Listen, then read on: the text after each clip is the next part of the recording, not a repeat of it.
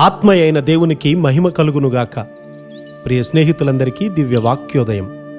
ఈనాటి పాఠ్యభాగము ఎఫెసీ 3:16. మీరు అంతరంగ పురుషుని యందు శక్తి కలిగి ఆయన ఆత్మ వలన బలపరచబడినట్లుగాను తన మహిమైశ్వర్యము చొప్పున మీకు దయచేయవలెననియు అనే మాట ఇక్కడ మనం చదువుతూ ఉన్నాం.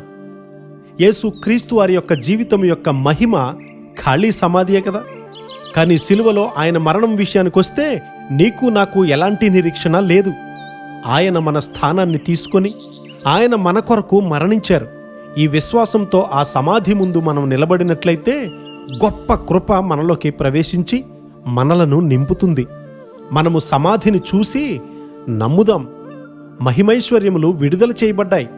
నూతన స్వభావము, దేవుని చిత్తము యొక్క కేంద్ర బిందువులో యేసయ్య ఉన్నారు. తనకు తానుగా నిగ్రహించుకొని ఎల్లప్పుడూ దేవుని చిత్తములో ఉండే మనుషుడు ధన్యుడు. అతడు దేవుని సంపూర్ణ స్వాతంత్ర్యమును సమృద్ధిలోనికి ప్రవేశిస్తాడు.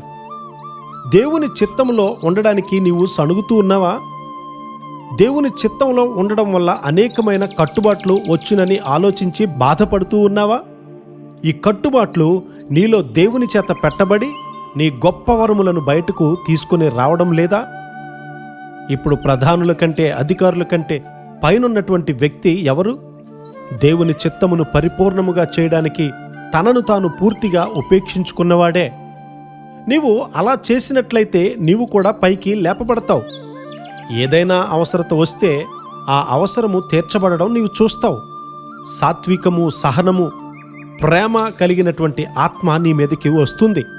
ఎవరైతే ఖాళీ సమాధిని చూసి నమ్మి దేవుని స్తుతిస్తారో వారికి దైవ లక్షణాలు తెరవబడడం చూస్తారు. మనము నమ్మలేకుండా ఉన్నందువల్ల దేవుని సంపూర్ణత్వమును పొందలేకుండా ఉన్నాము. అపరిమితమైనటువంటి దేవుని ప్రేమతో నీవు నింపబడినట్లయితే నీలోని దేవుని శక్తిని లోకమంతా గ్రహిస్తుంది. ఆయన మహిమైశ్వర్యముతో నింపబడిన స్త్రీలను, దేవుని ప్రేమ యొక్క లోతును కొలిచినటువంటి మనుషులను చూడాలని లోకము ఎల్లప్పుడూ ఆశిస్తూ ఉంది.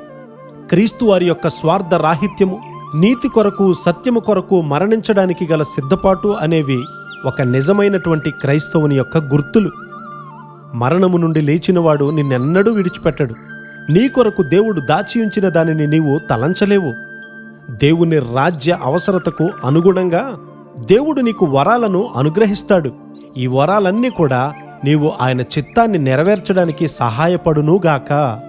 ఆమెన్.